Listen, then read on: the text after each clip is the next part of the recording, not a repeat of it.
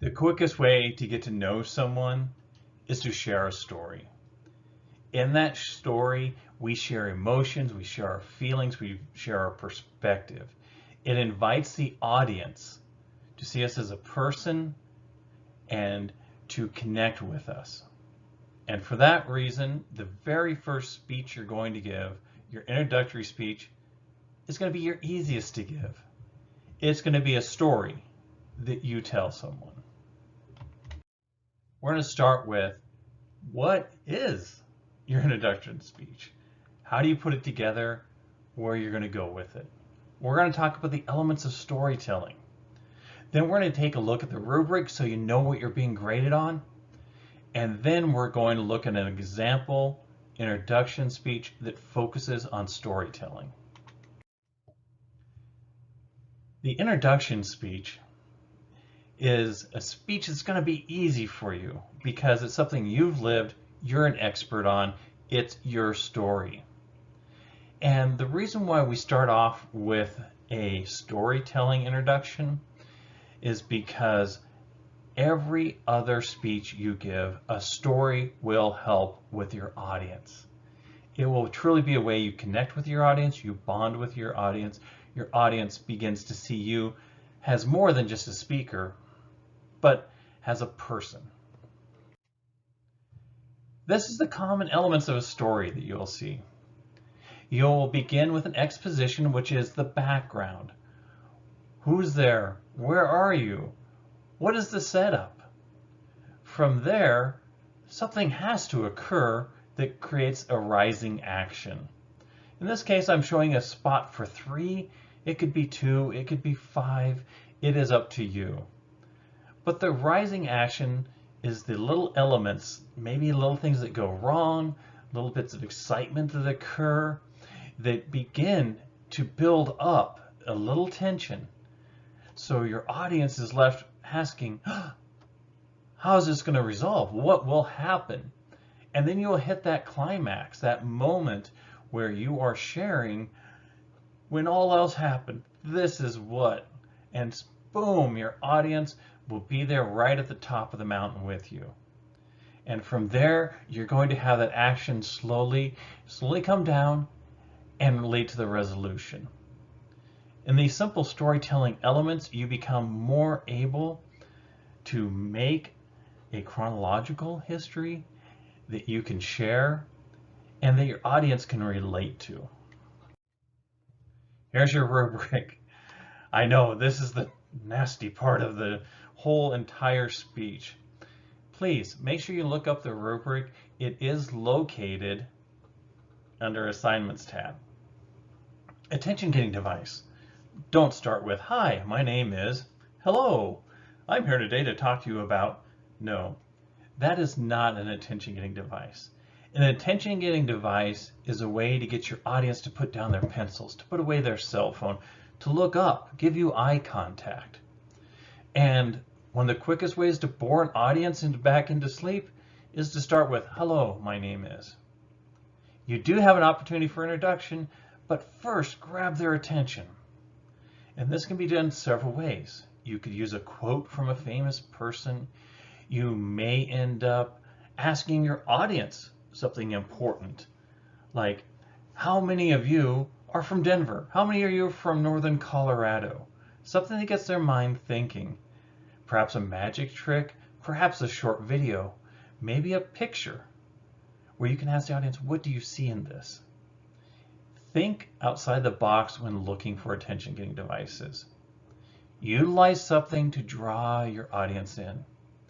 And then if you really have to get into that habit of saying, hi, my name is, after you do your attention-getting device, you can then introduce yourself. But from that introduction, go into preview. Tell your audience what you're going to tell them. In this case, what you're going to tell them, I'm going to tell you a story about myself. And in this story, you're going to see how important family is to me, what travel is, and how we work through problems. Your audience knows what they're in for at that point. They can start to follow along and enjoy your speech. Next, This one you won't actually speak, but it is graded. Is your story appropriate for the audience? That's why we made sure we covered audience analysis before we jumped into the introduction speech. You want a story that's appropriate for the situation and appropriate for the audience. As I tell many of my students, you could come home with a great story and you're going to change that story based on if you're telling it to your parents or to your best friend.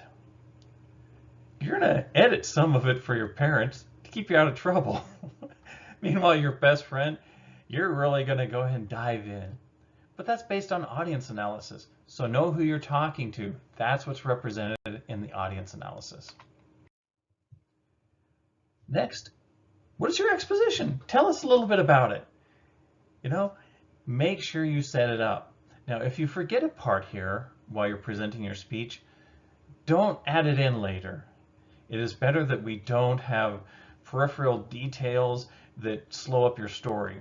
I know we've all encountered this where someone's telling you a story, they get to the end and they said, oh, did I mention that Sally and Bob were there too?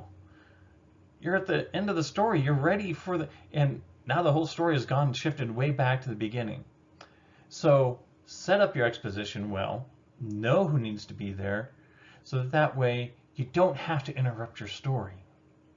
Get into the story. I'm going to be looking for the elements in there. I'm going to see, do you have rising action? Do you have conflict? Do you have a resolution? Those are all going to be important because I know we've all heard those stories where they don't give the resolution and it's like a cliffhanger. You're just left there wondering, well, how did that work out? What happened? So you want to make sure you finish that for them. Rhetorical devices. In this case, a rhetorical device is a simple play on words or a simple use of language that enhances the story. There are many types of rhetorical devices. I'm going to put up a sheet so you can take a look at the different ones. There's personification, there's repetition, there is analogies, there is all these things out there. Hyperboles, there's a billion of those. If you got that joke, you know what a rhetorical device is. But I will expand on that. In this case, I'm just be looking for you to use one. In storytelling, that's an important element. Then, after you've given us the resolution, give us an ending. Tell us that you're coming to a conclusion of your speech, but do this only one time. Sometimes people get in the habit of saying, oh, and to wrap things up, to summarize, to complete what I'm thinking, and it actually stretches the speech on for another 5 minutes.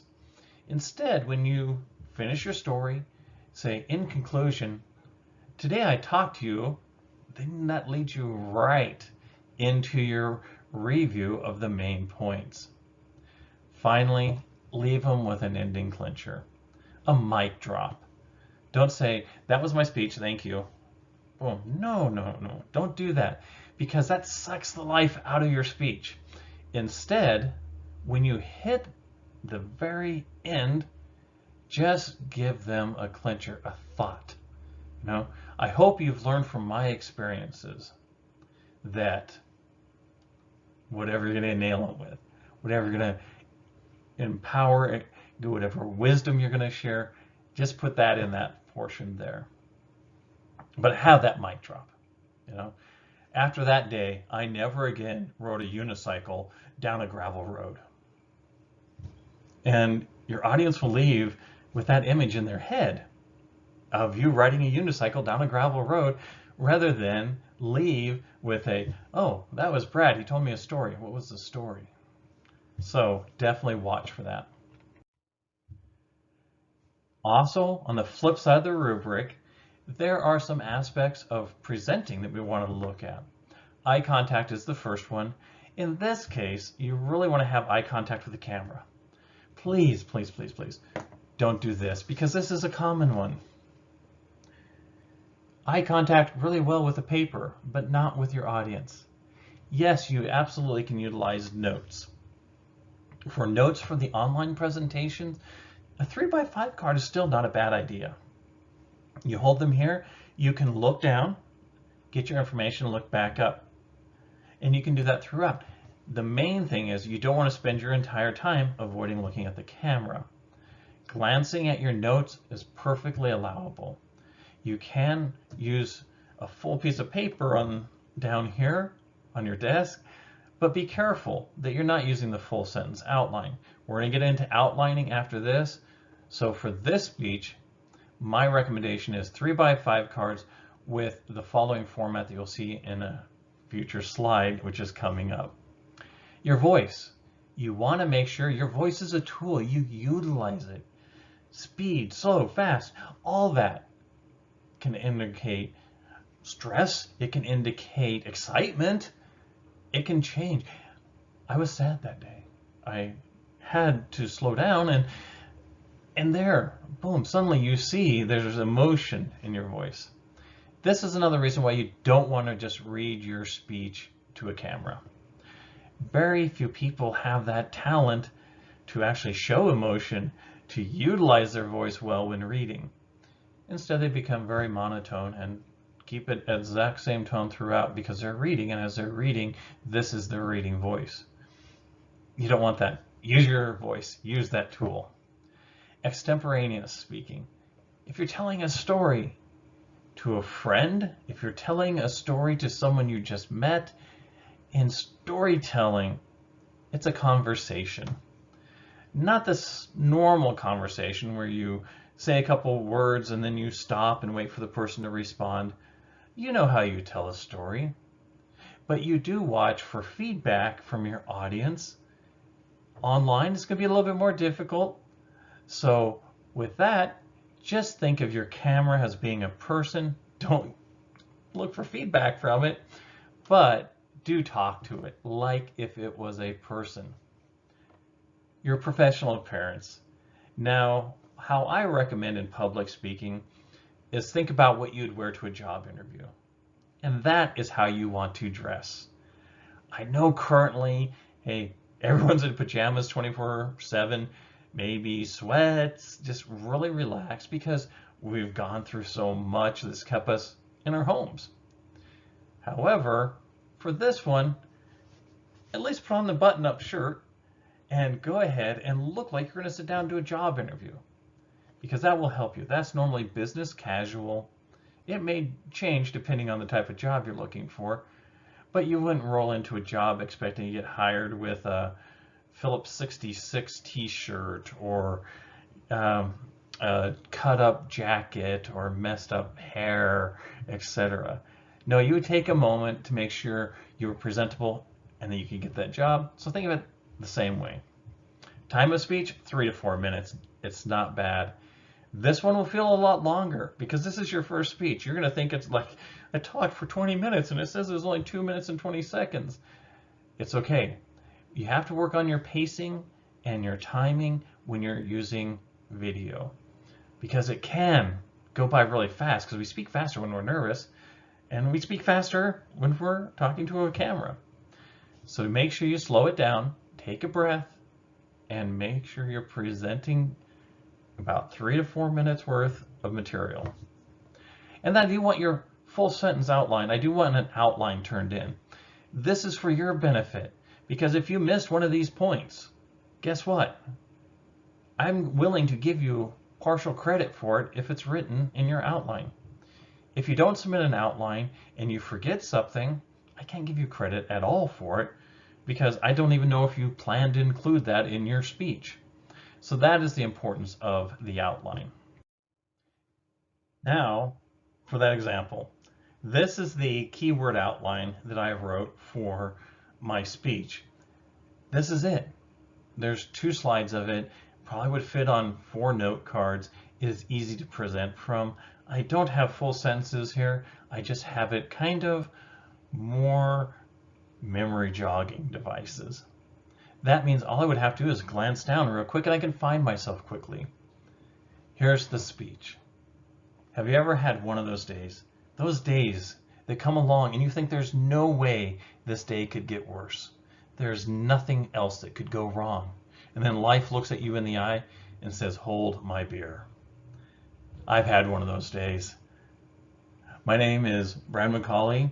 I am your professor here in public speaking, and I'm here to share my bad day.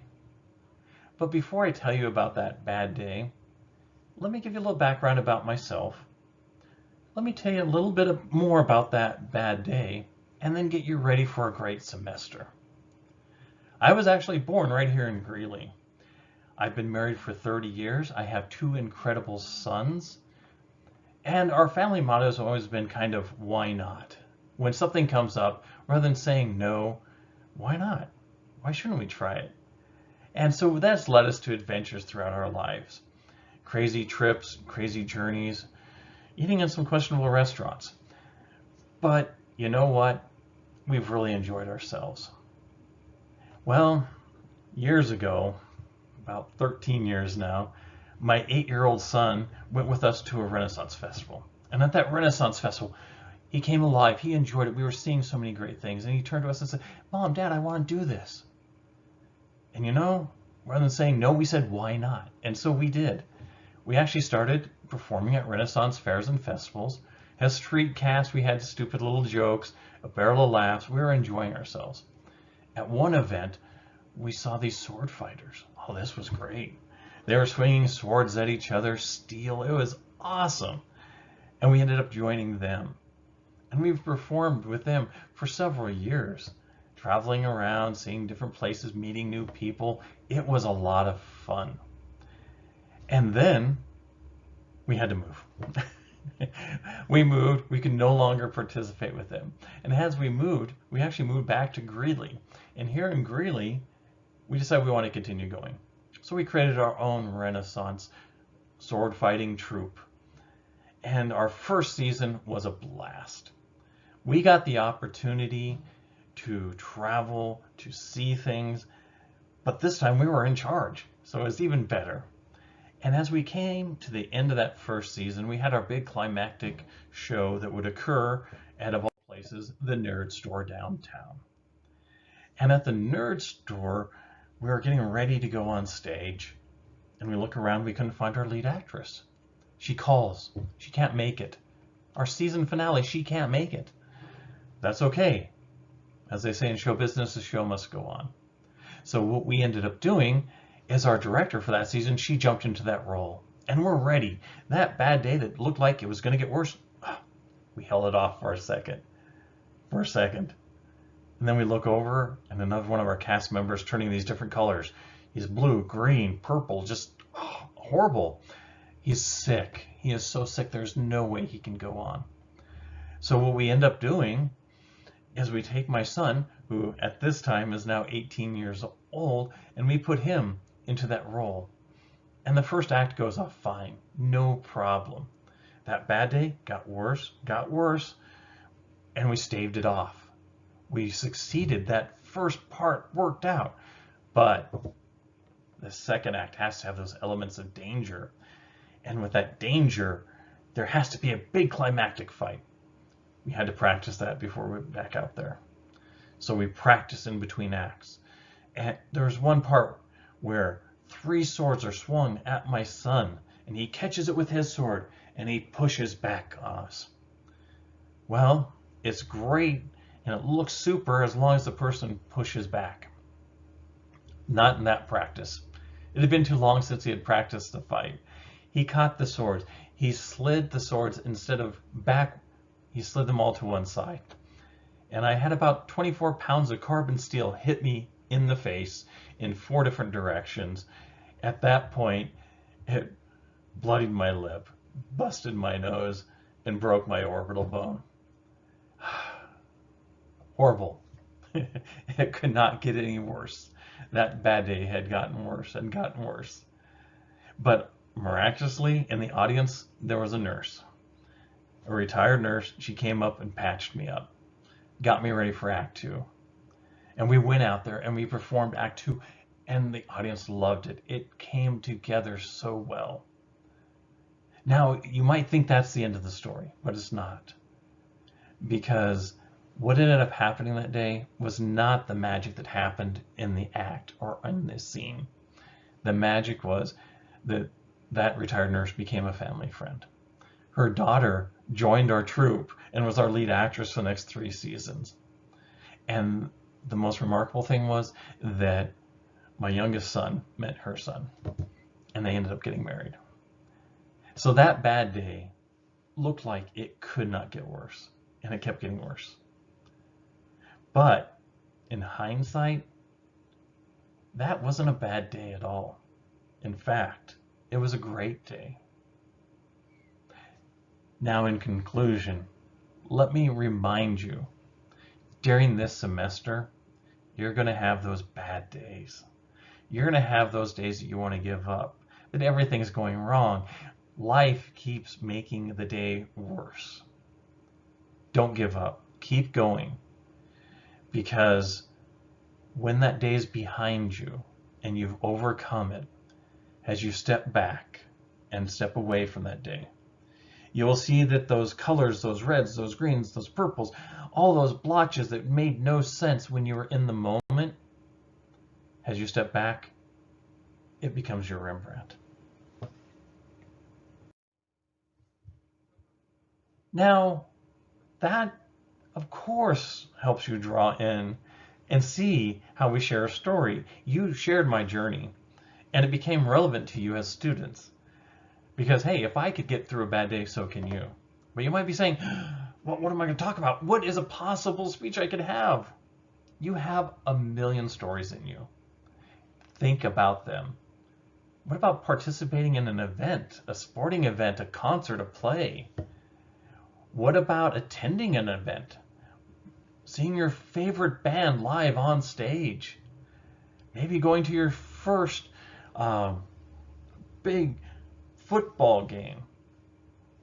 Perhaps your favorite memory growing up, something silly that happened. Maybe it was picking out your first dog, your first cat. Maybe it was a special moment you shared with someone. A vacation, a trip, sibling rivalry, meeting a new friend. Anything unexpected can become a story. Matter of fact, pretty much anything can become a story. And these stories become very important because they connect you to your audience. That's why you can utilize a story, an introduction, informative speech, a persuasive speech, and a special occasion speech.